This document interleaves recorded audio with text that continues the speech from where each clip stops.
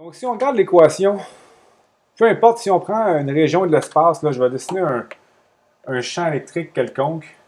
Donc, je sais que si je me déplace en suivant les lignes de champ, donc si je me déplace en suivant les lignes de champ, mon E et mon DS sont dans la même direction, donc je vais avoir un terme positif ici, mon potentiel va diminuer parce que delta V va être négatif. Donc, je pourrais dire ici, en fait, que le potentiel à cet endroit-là, il est plus élevé que le potentiel à cet endroit-là.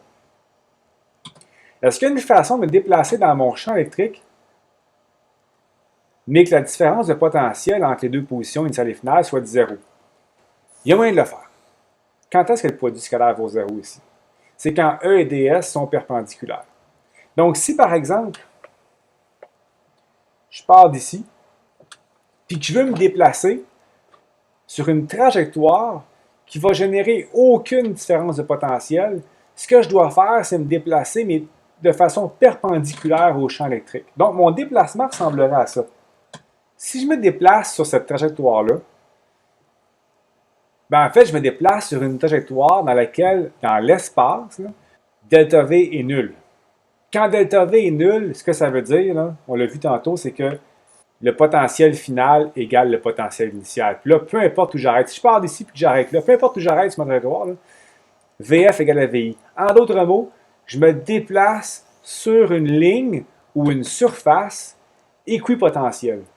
Donc, c'est ça l'idée de la section ici, c'est que dans le champ électrique, on peut tracer des lignes ou des surfaces, dépendamment si on le voit en 2D ou en 3D, des lignes équipotentielles, donc des lignes par rapport auxquelles le potentiel électrique est toujours le même. Ces lignes-là vont toujours être perpendiculaires au champ électrique local. Donc, évidemment, des lignes équipotentielles, je peux en faire une infinité, tant et aussi longtemps qu'ils sont toujours perpendiculaires au champ électrique. Donc, on verra, en fait, ce qu'on va faire, c'est qu'on va tracer une ligne équipotentielle, puis on va y attribuer une valeur de potentiel. Donc, ici, c'est un exemple, mais admettons que le potentiel électrique, on sait qu'il diminue vers la droite, là. Disons que ces lignes équipotentielles-là, je les trace par intervalle de 5 volts. Je pourrais avoir, donc ici, disons, je suis à 5 volts ici, je serai à 10 volts, 15 volts, 20 volts, 25 volts. Okay? Donc, quand je les trace par intervalle comme ça, ce que ça me donne, c'est une espèce de schéma du potentiel électrique dans l'espace. Donc, le cas le plus simple, c'est le cas du champ uniforme. Le champ uniforme, il peut être généré par deux plaques. Donc, supposons ici qu'on a deux plaques. Évidemment, le champ est vers la droite. Ce que ça veut dire, c'est que j'ai une plaque, disons, plus et moins sigma. Là.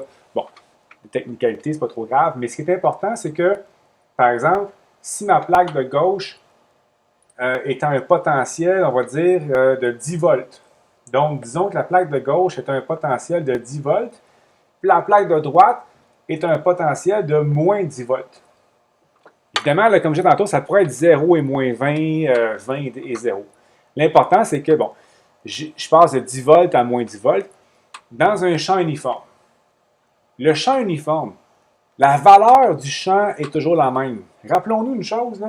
La grandeur du champ électrique, ça me donne en fait la pente. Ça me donne la variation de potentiel par unité de distance. Donc, si mon champ est constant, ça veut dire que pour une certaine distance, je vais toujours avoir la même différence de potentiel. Donc, si je pars de 10 à moins 10, bien, je pourrais diviser ça en plusieurs. Disons, je le diviserais en 1, 2, 3. Disons que je veux placer 5 volts, 0 volts et moins 5 volts, mais il faut que je les place à la même distance.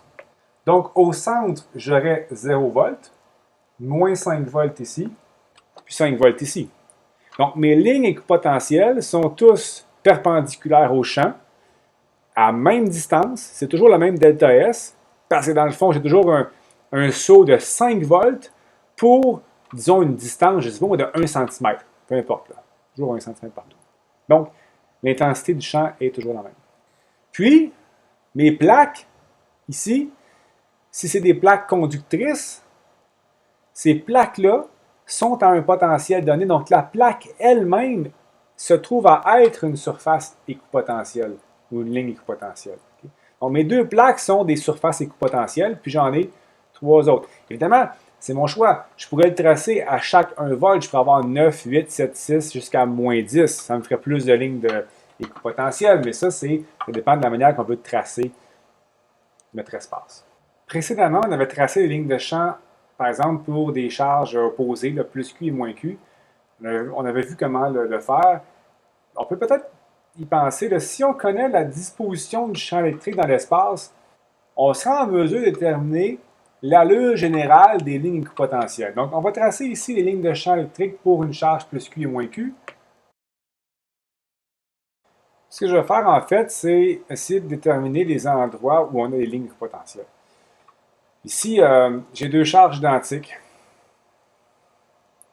Ce que je vais faire, c'est m'arranger pour que mes lignes équipotentielles soient toujours perpendiculaires au champ. Donc, on marque au centre, là, évidemment, mon dessin n'est pas parfait, mais une ligne droite va passer de façon perpendiculaire à toutes nos lignes de champ électrique. Donc, je vais avoir une première ligne équipotentielle. Ce qu'il faut que je fasse par après, c'est que si je pars ici, par exemple, dans quel sens je me déplace pour être perpendiculaire, bien, il faut que je me déplace comme ça.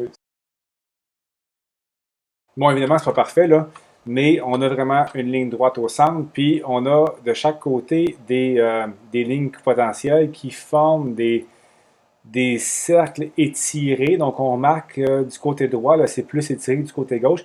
Mais plus on s'approche de la charge ponctuelle, bien évidemment, plus notre champ va devenir circulaire.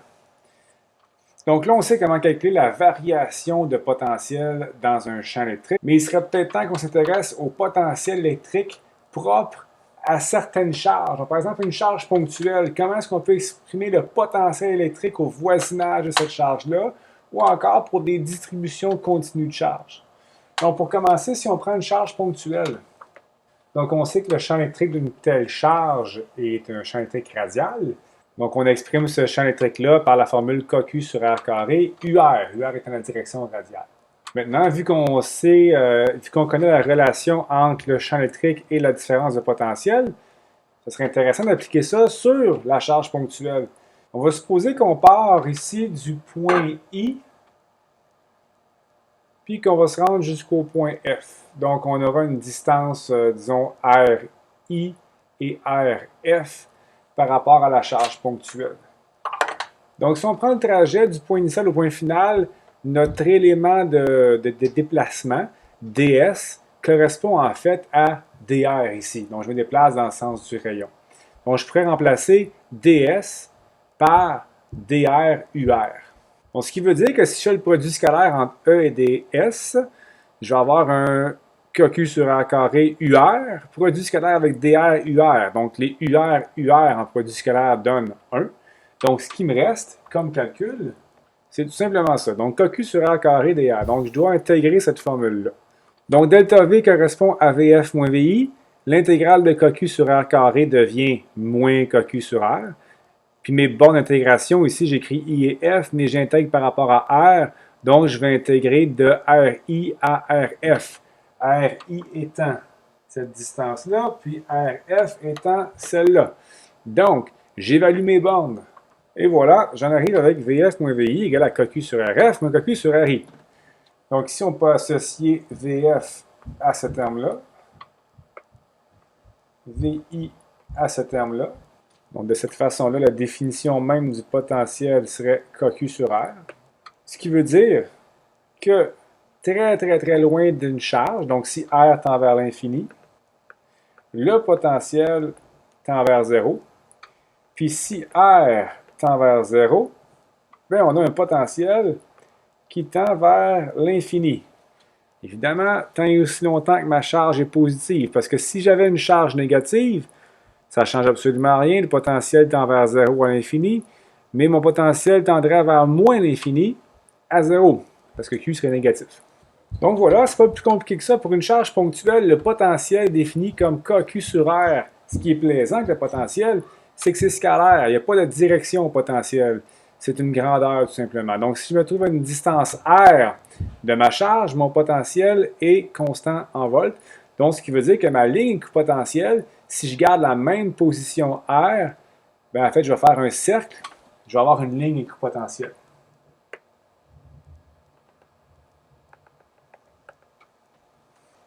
Donc, si je prends une charge ponctuelle, ce que je veux faire ici, là, c'est je prends la charge, je peux la déplacer sur un plan.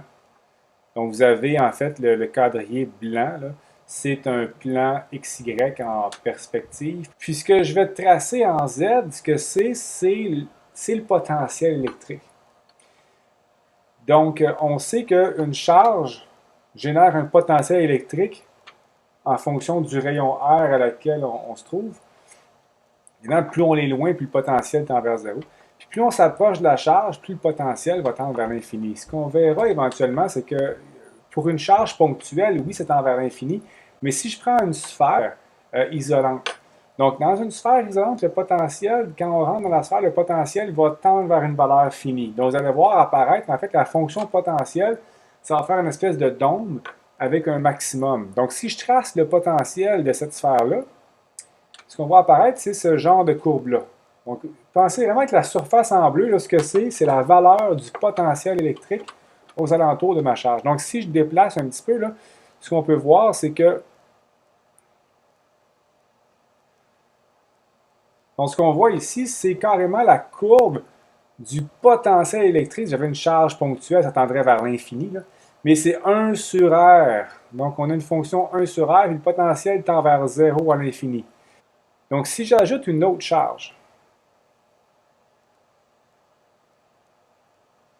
là, ce qu'on voit, en fait, c'est, là, on le voit bien, là, vous avez les deux sphères, donc la sphère de rouge ici, qui a une charge de 1 nanocoulomb, donc on a le potentiel aux alentours de cette charge-là. Puis vous avez la charge en bleu qui a une charge de moins 1 nanocoulomb, donc moins 1, bien, j'inverse le sens de Q, donc j'inverse le sens de la fonction potentielle. Donc vous avez deux courbes de potentiel ici, qu'on peut voir en perspective, là, si je fais tourner un petit peu les choses, là. Mais c'est sûr que le potentiel étant une quantité qui est scalaire, si je me place à un endroit particulier dans l'espace, ce que je vais mesurer, en fait, c'est la somme des deux potentiels. Donc, ce que je vais faire ici, c'est que si je prends chacune de ces courbes-là et que je les additionne, ce que je vais avoir, c'est le potentiel total. Donc, on voit que on a comme aux alentours des charges une valeur du potentiel électrique qui varie, puis on peut voir vraiment la courbe de potentiel comme une carte topographique, en fait. Maintenant, si je voulais tracer les lignes équipotentielles aux alentours de ces charges-là, qu'est-ce que je pourrais faire, là? En fait, chaque ligne équipotentielle correspond à un potentiel précis. Donc, ce que je vais faire, c'est que je vais tracer un plan. Et puis, ce plan-là, je vais le faire passer par le potentiel qui m'intéresse. Donc, si je change le potentiel, comme par exemple, ici, je vais aller à un potentiel de 5 volts. Donc, ce plan-là va passer par Z égale à 5, donc le potentiel de 5 volts. Puis ce qu'on voit, en fait, c'est que l'intersection entre le plan et la courbe de potentiel me donne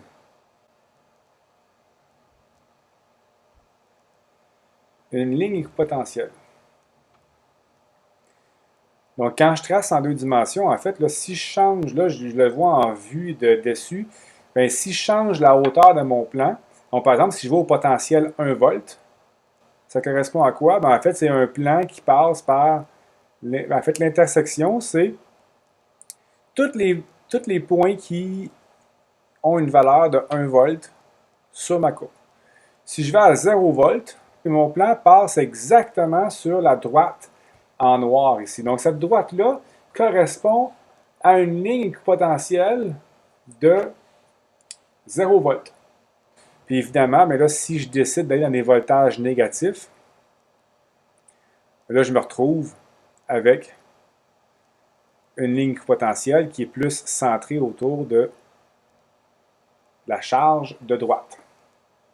Donc, ce que je vais faire ici, je vais augmenter tranquillement le potentiel. Vous allez voir, en fait, pour chaque potentiel, la courbe, la ligne équipotentielle qui correspond à chacun de ces potentiels-là. Donc, en passant de moins 5 à plus 5 volts, c'est ce que j'obtiens. Alors maintenant, ce que je peux faire, c'est que je pourrais prendre, disons, la charge négative, donc la charge en bleu, puis je vais donner une charge de moins 2 nanocoulombs. Donc, on voit l'asymétrie que ça procure. Là. On voit la symétrie que ça donne. Donc, c'est toujours je trace toujours le potentiel total. Donc, maintenant, ben, si je trace les lignes équipotentielles, donc si je diminue 3 volts, 2 volts, ici, j'ai un potentiel de moins 1 volt, potentiel de 0 volt, potentiel de moins 1 volt, moins 2, moins 3, moins 4. Donc, évidemment, si on faisait la somme de toutes ces lignes-là, ben, ce qu'on aurait, c'est les lignes potentielles de notre système. Donc, comme on vient de le voir, les potentiels s'additionnent. Donc, si j'ai plusieurs charges, à un endroit donné, ce que je vais mesurer, c'est la somme des potentiels. Donc, c'est plus facile à calculer que le champ électrique parce que le potentiel il est scalaire. Donc, par exemple, si j'ai 3 charges, Q1, Q2, Q3, puis que je veux connaître le potentiel au point P, ce que je dois faire, c'est que je dois connaître la distance entre le point P puis chacune de ces charges-là. Donc, de cette façon-là, ce que je vais faire, c'est que je vais additionner le potentiel de chacun. Donc, ce serait la somme des KQ sur R. Donc, KQ sur R1 plus KQ sur R2 plus KQ sur R3. J'ai fait des vecteurs ici, mais le sens vectoriel n'a pas d'importance. C'est simplement la grandeur de la distance qui compte. Donc, j'aurais une somme de plusieurs voltages qui me donnerait un voltage total pour le point P. Puis, si je me déplace, bien, il suffit de trouver la distance au point P pour chacune des charges. Donc, évidemment, si j'ai n charges, je vais avoir n termes à additionner.